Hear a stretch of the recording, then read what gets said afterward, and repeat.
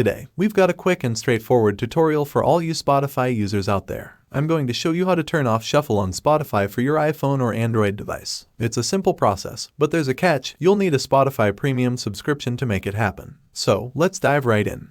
First things first, open up your Spotify app on your iPhone or Android device. Make sure you're signed into your account. Now, head over to your library. You can find this option at the bottom right of your screen. If you prefer, you can also use the search function to find the specific song or playlist you want to play. Once you've found the song or playlist, give it a tap to start playing. You'll see a minimize song window at the bottom of your screen.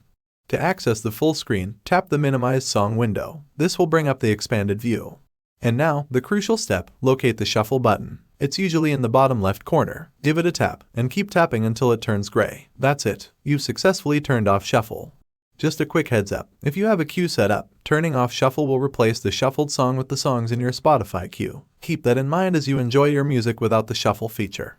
And there you have it, a quick guide on how to turn off shuffle on Spotify for your iPhone or Android device. Remember, this feature is exclusive to Spotify premium users, so if you're not already subscribed, consider giving it a shot for an enhanced music experience.